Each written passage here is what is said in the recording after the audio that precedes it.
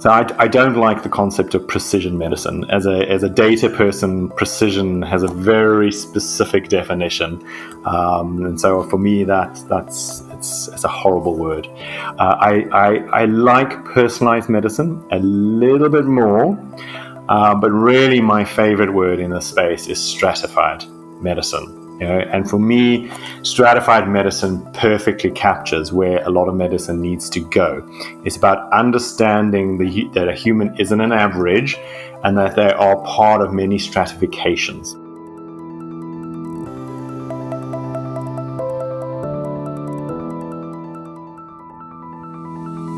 Welcome to the Personalized Medicine Podcast. This is the place where scientists, clinicians, and entrepreneurs discuss the progress of this rapidly developing field. I am your host, Alexander Yahensky. Let's start.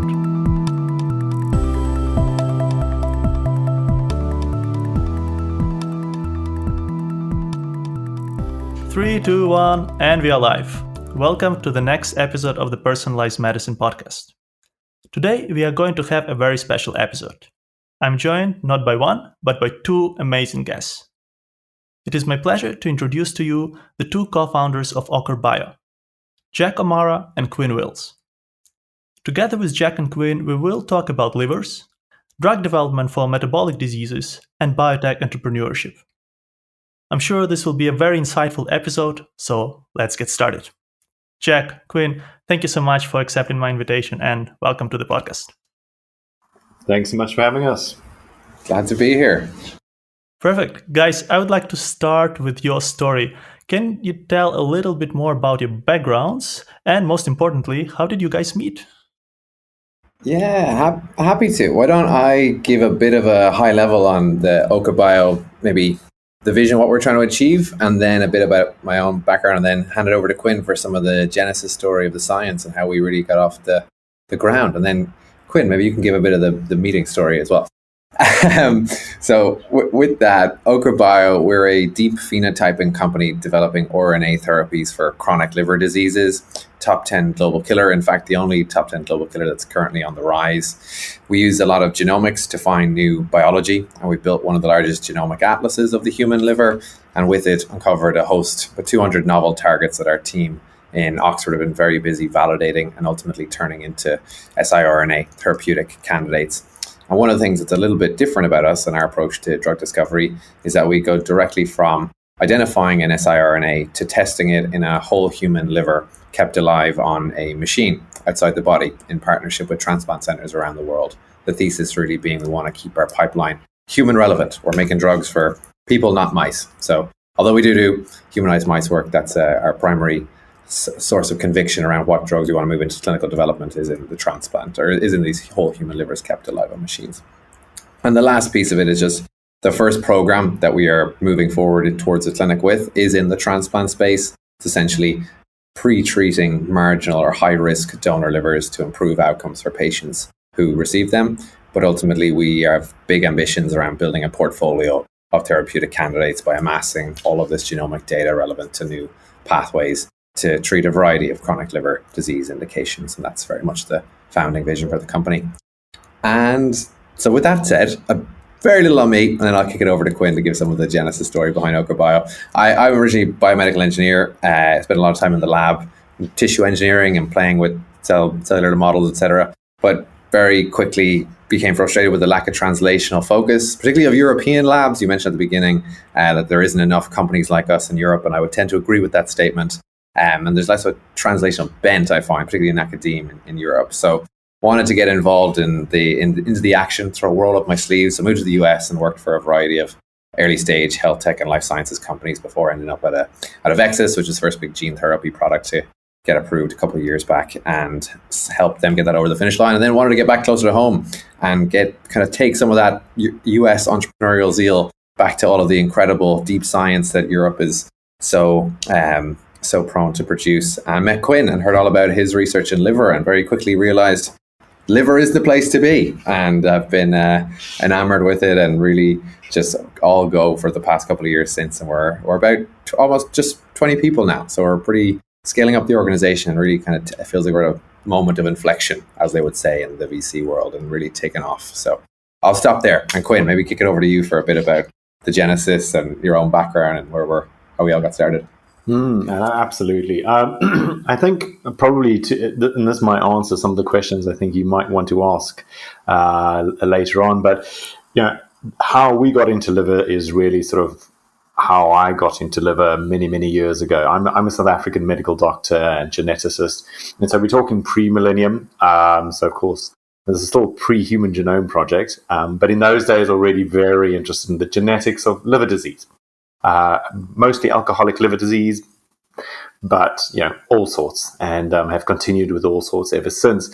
But the growth for me as an individual was really with the Human Genome Project and becoming enamored, like so many geneticists, with new technologies and where big data is going, that I wanted to retrain. So I moved out to the UK, and so Oxford's been home for the better part of 2 decades now for me, where I've done extra degrees in maths and computers and a PhD in systems genomics, which is very, very different from traditional population genomics, which we can get to in a later bit. But again, around liver,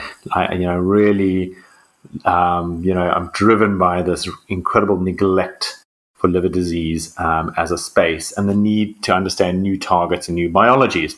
The problem is, and this is a problem I began viscerally appreciating as the head of genomics for one of the pharma companies, was that there is really a whole value chain that needs to be addressed if you want to make a dent in the therapeutics world. And it's not just about good basic biology and discovering new targets, which we do a lot of, but it's also about building the right models. As Jack said, you don't want to cure liver disease in mice. And it's very frustrating when you find new human targets and you're working in a big pharma company and their default is to stick it into an obese mouse, for example.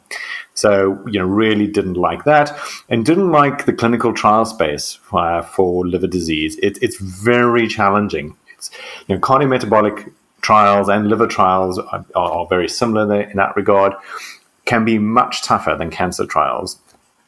You really need large numbers of people, very long-term endpoints often, lack of biomarkers to really muddy the space.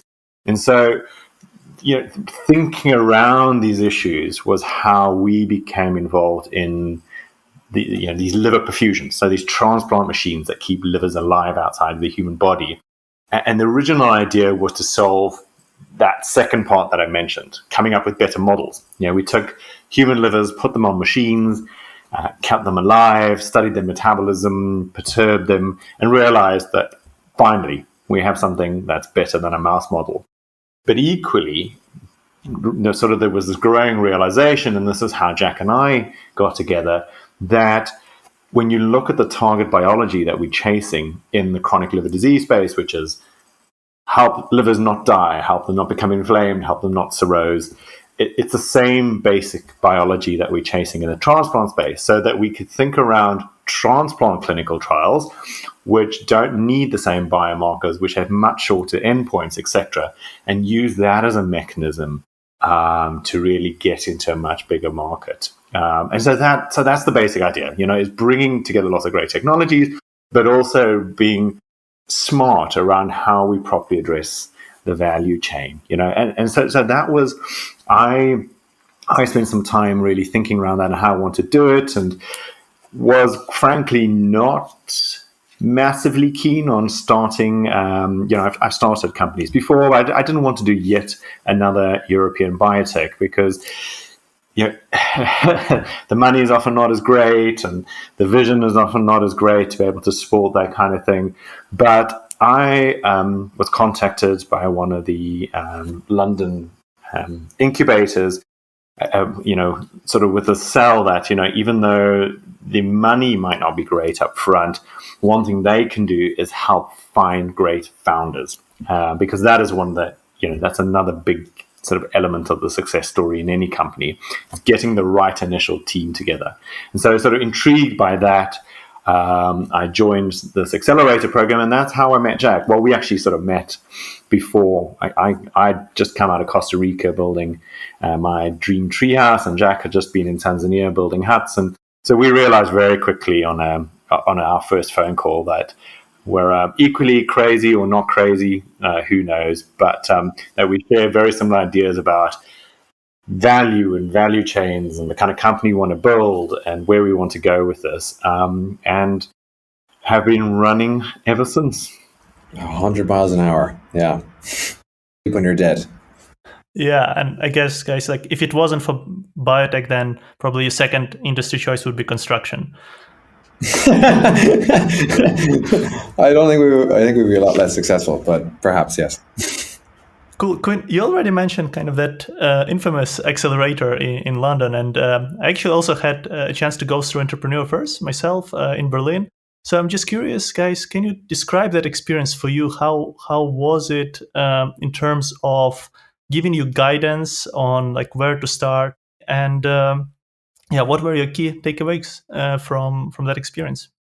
I guess I think Quin kind of summarized it quite well. I mean, it was a fun experience. It was intense, but I think the real value it added for Ochre Bio was bringing the two of us together and helping with some initial seed capital and providing a platform for us to be surrounded by other entrepreneurial people and kind of immerse ourselves in that type of energy.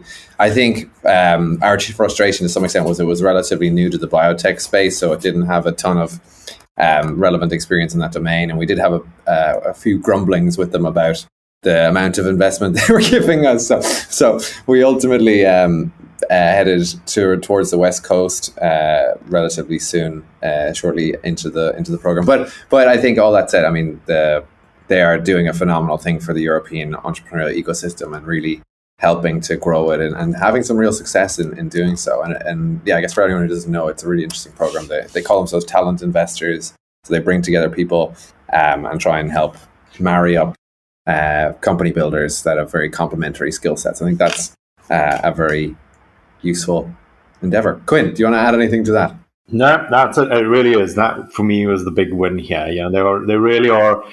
Every company has its own journey, but there definitely seem to be certain patterns that play out. And one of the big patterns is get the right founders, get the right starting team. It makes all the difference.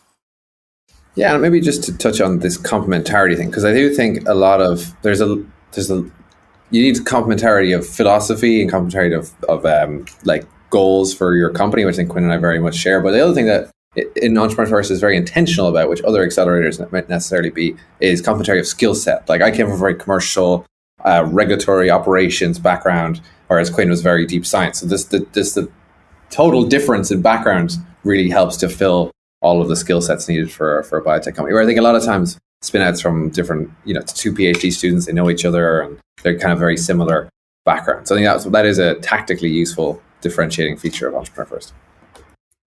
Perfect. Guys, and I'm curious what happened next. So Jack, you mentioned then you moved briefly to the West Coast. I guess you joined Y Combinator. So can you tell us a little bit more about your experiences there?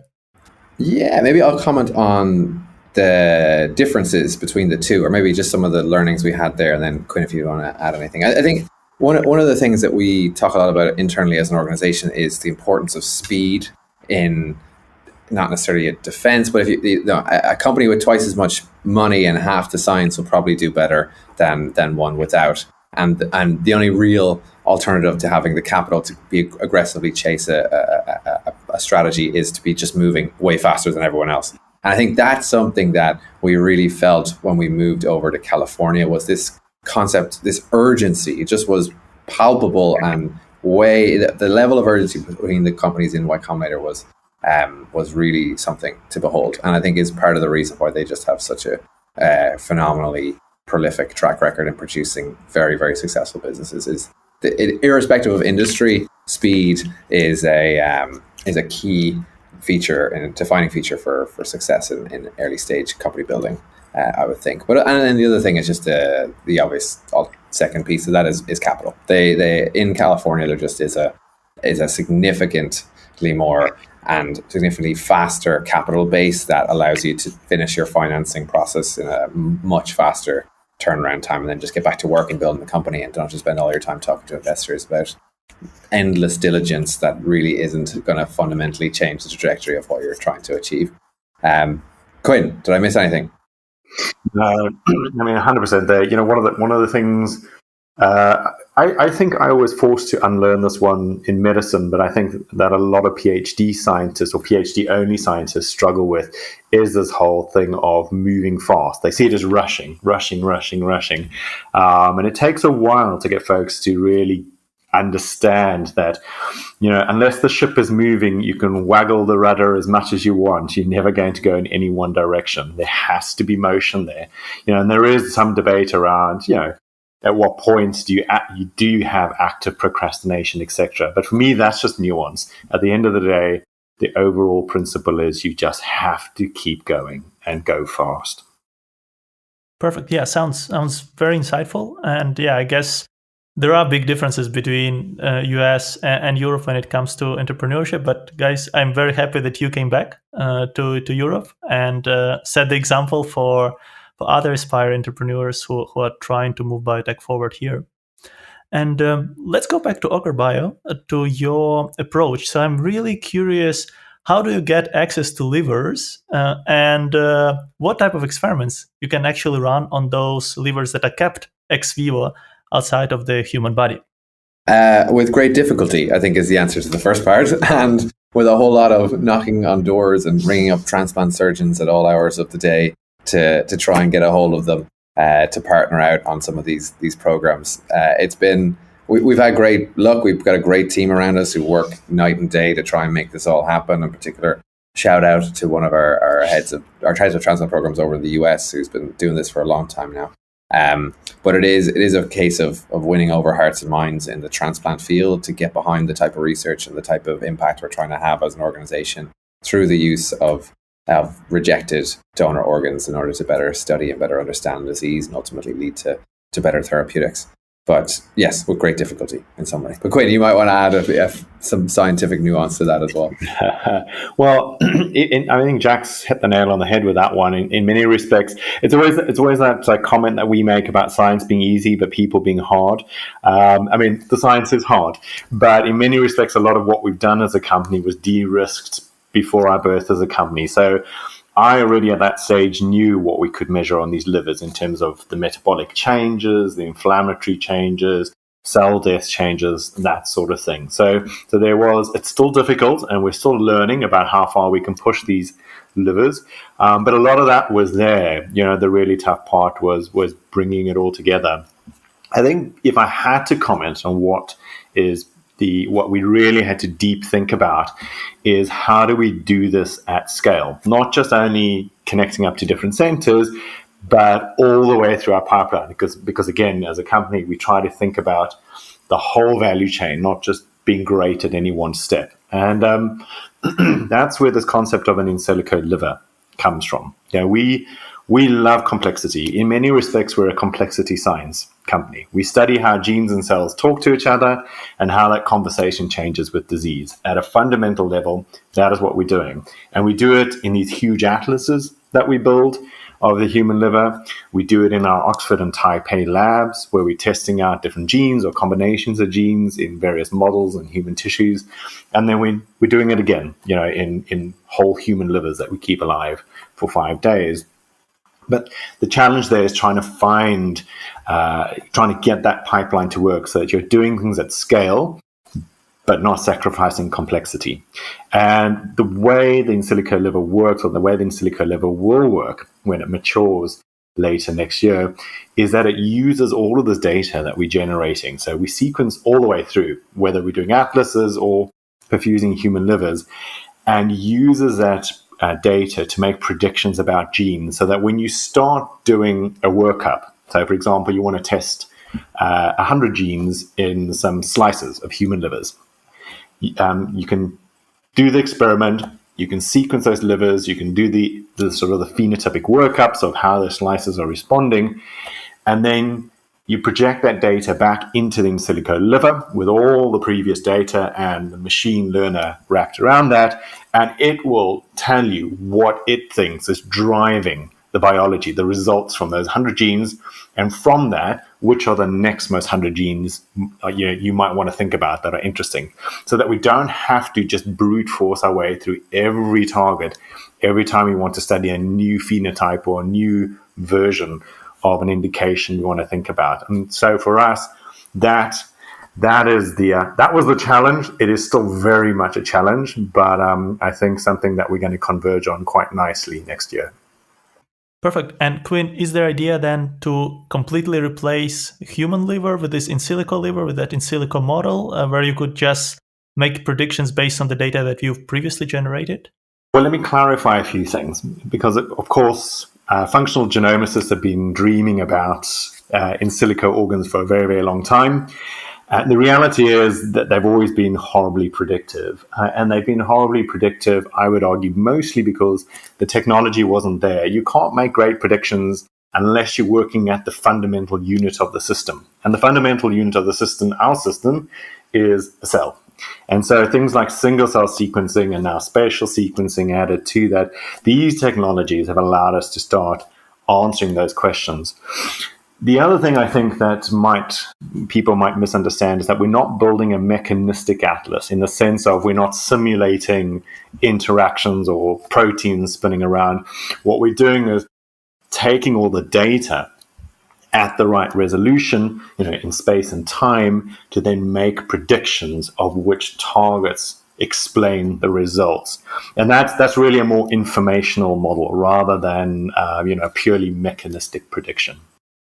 Cool, got it. We are doing this show for you, and your feedback is very important for us.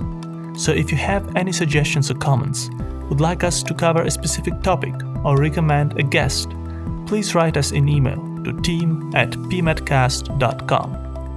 Or you can reach out to us on LinkedIn, Twitter, or Facebook. Just type in Personalized Medicine Podcast and you will find us there. To download the show notes for this episode, visit our website, pmedcast.com. It's pmedcast.com. The show notes include guest bios, links to their most notable work, and recommendations for additional reads on the topic of the episode. Make sure to check them out. And don't miss the next episode. Subscribe to our podcast on your favorite podcasting platform. Give us a rating and leave a comment. It will help us make this show better. And now, let's get back to the interview. Quin, I've heard that you use this very nice and interesting term that was very new for me, phenomics. So do you mind explaining it to audience? Is it a combination of different omic technologies, or what is it? It's not a term we made up, in fact. I'm sad to say. I wish we could say we claimed it. It's been around for a while, and it sort of emerged, again, out of the functional genomics field, almost in frustration as a response to population genomics and sort of the amount of money and attention population genomics gets. And so let me explain to you what that frustration is and then how we got to sort of bringing that term in-house. The frustration with population genetics is that it is a very powerful tool. I feel privileged to have great colleagues who do fantastic GWAS type studies, where they do big population studies and work out which variations, which mutations are connected to a disease. The problem with all of that is 9 out of 10 times is nowhere near a gene, so you have no idea what's going on. But even if it is connected to a gene, it really doesn't give you anything in between. It doesn't give you the biology. And when we're talking chronic diseases like neurodegeneration or chronic liver disease in our space, that is the really important stuff. Which cell is it active in? Is it even active in the liver? Because genetics doesn't give you that information. At what point in the disease process? Chronic liver disease plays out over decade scales. And a lot of these genes are playing out at different times. So is it a relevant target? And at what point in the disease process? So there's all of that that's just missing and is really not actually adding, I would argue, as much value as people think in the target space right now. So that's where we come in with single cell sequencing, spatial sequencing, machine learning wrapped around that, to at a tissue level build models of what's going on. And that is the concept of deep phenotyping, is really building up a very rich phenotypic model from molecular behavior, so the sequencing data, to the tissue behavior. We do a lot of imaging AI at a tissue level, right up to the clinical level. So, for example, with that first big target discovery project that we did on the 1,000 human livers, we had about 150 clinical phenotypes that the model mapped to. And so we had this sort of very multi-scale model of what we think is going on and what would make for interesting targets. And that is deep phenotyping. Perfect. And Jack, I guess my next question will be to you. So where do you want to take this deep phenotyping model? Do you plan then to develop your own drugs for specific diseases, or use it more as a platform to collaborate with other pharmaceutical companies? We are very much in the full stack biopharma company. We think of ourselves as a therapeutics business. We don't want to license out technology or data or even targets per se. To larger pharmaceuticals. We want to generate evidence internally around what we think is going to be the most meaningful therapeutics for patients, and we want to take those therapeutics into the clinic and really prove out our thesis and our belief in them. So we are trying to build a full stack biopharma company, which I think is unusual in Europe as well, to your earlier points. Yeah, perfect. But I love the ambition, and it should be this way, I believe. Great. And Jack, one more question. Quin mentioned before that you guys run labs not just in UK, but also in Taiwan, and you have a very international team. So I wonder, how difficult is it to operate a multi-continental company that is still essentially a startup and just growing up? What is your experience with that? Yeah, I think we were kind of born in the era of COVID, so it felt a little bit natural to us to work primarily over Zoom, etc. So we have been very aggressively expanding, really driven by the need to get access to some of the key inputs for our discovery, and that's on the target discovery side, liver tissue, such that we can build up these atlases that Quin described and do this deep phenomic type work, and then also on the perfusion side, discarded donor organs, such that we can test out and validate the therapeutic hypotheses and drug candidates that we develop to make sure they're safe and effective for patients. So that has been a lot of the motivation for such a rapid expansion.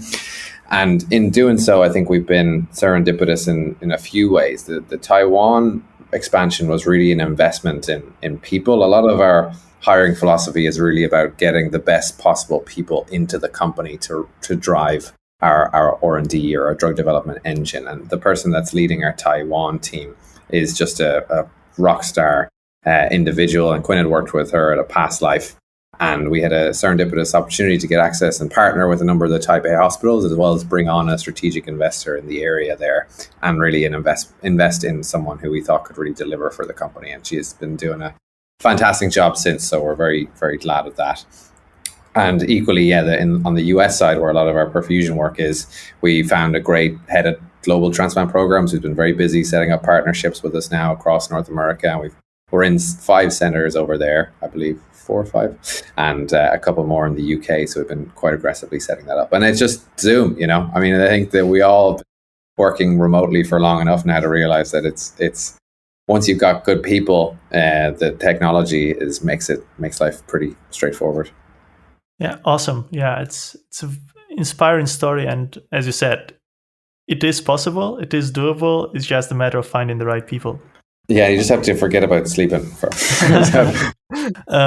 Perfect. Guys, what we do like to talk about on this podcast is future.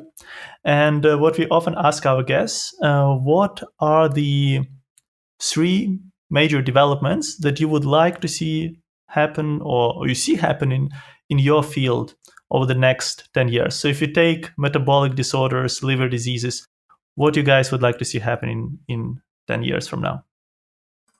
Yeah. All right. How about I start that one? Sort of my habit whenever I'm asked these questions is to be a little bit controversial. Why not, right? Just to prod a little bit. And I suppose maybe because we're on the personalized medicine podcast, let me be a little bit controversial about personalized medicine, Perfect. or what I do and don't like about it, and how this maps to where we'd like to see things go, potentially. So let me start by sort of explaining words I don't like in this field. So I don't like the concept of precision medicine. As a data person, precision has a very specific definition, and so for me, it's a horrible word. I like personalized medicine a little bit more, but really my favorite word in this space is stratified medicine. And for me, stratified medicine perfectly captures where a lot of medicine needs to go. It's about understanding that a human isn't an average, and that they are part of many stratifications. Whether it is their genetics, and ethnicity is a big part of that, and in the liver space, it is a very big part of that. Liver disease has very different trajectories based on ethnicity. At the moment, not only are we treating it badly, but when we are treating it, we're treating pale Western males. So we need to get around that, and we're thinking a lot around that as a company. But also, the grand stratifier, the one big stratifier that we all have to go through is age. Age is, there's a very big difference between a young person and an old person. And aging medicine is sort of coming to the fore now. We see it in the media now with all the West Coast types wanting to live forever. But, beyond the hype and beyond some of the snake oil that plays out in the space is a very serious movement around thinking about our bodies, from our 40s onwards, and what we need to do to make sure that we live to be, healthy 100-year-olds. And for us, really, the liver is at the heart of all of that. Oh, I just made a pun. It is where we'd like to see a lot of sort of healthcare go in terms of targeting metabolic phenotypes via the liver, and we hope we'll sort of be able to contribute to that as a company over the coming years. Yeah, perfect. I guess liver is the new heart. Yeah, I was going to say, we used to say liver is the brain of the metabolic engine, but now it's liver is the new heart. I like it. Great. Jack, what about you? What are you looking for in this field? I mean, tough act to follow. I'll maybe speak from a commercial startup-y side. I like this new movement of DeFi, like distributed DeFi or distributed finance, and like the way the world is going in that industry. I think in biotech, we're seeing a lot more exoduses from the major hubs to some degree. I think now is one of the best times in the past to be able to build a biotech outside of Boston or San Francisco, just because you can run things virtually, and there's a lot of incredible talent in these non-hyper concentrated areas. So I'd like to see that continue. I'd like to see more capital flowing into new parts of the world, and ultimately leading to more great companies being built that ultimately lead to more medicines getting to patients. I'll leave it there. Perfect. Yeah, sounds fantastic. And let's hope all of this will happen. Guys, you've been inspirational to me, for many people in our audience, I'm sure. And which one advice would you give to young scientists or maybe biotech enthusiasts who are thinking about starting their own company? Maybe let's make it more specific in Europe. I'll go first, and then I think I'll set up the next Quin's proper answer. But my initial one, right? I'm gonna say I know. I've got a good idea where Quin's going with this one, and I'll set it up for him. So my answer is, and this is something I spend a lot of time, probably too much time doing, is trying to build networks between all of the different ecosystems. You've seen this with this whole like D&I Tight Club stuff. Like, I want to bring knowledge and business culture, particularly from the US, because where a lot of the great companies are built, but into Europe. And a lot of that is around speed, urgency, big thinking, also just ability to cross-pollinate ideas and very high networking culture. I think bringing all of those things and expanding your network in a really aggressive way leads to lots of serendipitous things happening that it's hard to quantify specifically as you build a company, but you'll end up finding unusual things will come from having a very wide-reaching network. And I'll set up the next piece in that you'll also get a lot of advice along the way, and you need to figure out I'll stop there. So it's great for getting lots of inputs, lots of advice, and then which is up to you to think through in more detail. But I'll stop there. And you've set that one up nicely for me, Jack. Thank you. Correctly predicting what I was going to say. We do get asked this, and again, I like to be a little bit controversial, sort of in the latter questions of podcasts and whatnot. But I think my advice is be very careful of the advice you take, potentially even mine right now. I think one of the most difficult things to learn as an adult or as a grown-up, never mind just as a scientist or entrepreneur, is learning which advice to ignore and which to take on board, because you'll get a lot of authorities in the space. A lot of people think they know better, from venture capitalists to entrepreneurs who've done it before, and very often it's just very difficult to know if their successes happen because of or in spite of their personal beliefs and advice, or if it was very context specific and has any relevance to your particular context. At the end of the day, nobody knows your space or your field or has the kind of commitment and ambition that you do. And it doesn't mean be arrogant, because there is the correct balance there. But that, I think, is a very difficult thing to get right. I'll maybe give you a good tactical example of that. Like, I had a very urgent kind of finance-related thing come up this week, and I've had some great advisors and mentors that have been close to the company and supporting it since the beginning. And I sent out in BCC, here's the situation, what would you do, type of email. And I got 4 or 5 just completely opposing, different perspectives on what so-and-so would have done or what advice they would give in that scenario. And I think that's the beauty of it. You ultimately need to be the one who makes the decision. That's your role as a leader or entrepreneur or whatever situation you find yourself in. But having all of those varied perspectives ultimately helps to challenge and helps to augment your thinking. But as Quinn alluded to, you need to be the decision maker at the end of the day. And no one knows your very specific nuance like you do. And that can be hard, especially when you're dealing with strong figures and authorities in the field. It's very natural to be like, oh, they know better than I do because they've been doing this for 30 years. But that's often not the case. Perfect. Yeah, I love it. And that's not what we typically hear on this podcast when we ask this question. So guys, thanks a lot for sharing this. I think it's very important to have the ability and perhaps intuition to filter that input that you are getting constantly from all different sources and tweak it to your own situation. And the confidence, I think that's particularly something for people for first company founders, et cetera, is the confidence to know that you are the authority in your company. You're the one who's living and breathing and knows every different nuance to the situation. Definitely take people's input, but think critically about it as well. Because people are, particularly authorities, I shouldn't use that word so flippantly, but they tend to have big opinions, strong opinions, very deeply held opinions, and they may not always be most relevant to your particular scenario. Yeah, agree. Perfect. Guys, before I let you go, one last question. Where can our audience find you online? All of the social medias. Check us out on LinkedIn, Twitter. We're hiring a lot, so definitely take that on board and reach out to jobs@ochrebio.com. But yeah, I think LinkedIn and Twitter are the best places to find us. Perfect. Yeah, and we'll put all the links into the show notes. And guys in the audience, make sure to reach out to Quinn and Jack if the story inspired you and you want to work on liver diseases. Perfect. Guys, thank you so much for this interview. This was amazing. I really love the energy, love your insights. It's been super insightful for our listeners, I'm sure. And I'm looking forward to seeing the progress of Ochre Bio, the amazing company that you are building. And we'll stay in touch. Thank you so much for being with us today on the Personalized Medicine podcast.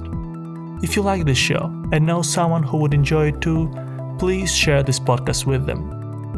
And don't miss the next episode yourself. Subscribe to the Personalized Medicine podcast on your favorite podcasting app. You can find us on Apple Podcasts, Spotify, Pocket Casts, Stitcher, iHeartRadio, and many, many more. Please rate us there and leave a comment. That helps us to grow and deliver the best experience to you. To access the show notes for this episode, visit our website, pmedcast.com. It's pmedcast.com. and engage with us on social media, where we regularly share the news and exciting content on personalized medicine. You can find us on Twitter, LinkedIn, and Facebook just by typing in Personalized Medicine Podcast, or use our handle, PMedCast. And if you have any feedback or would like to suggest a guest for the show, write us an email to team@pmedcast.com. Have a great day, and until next time.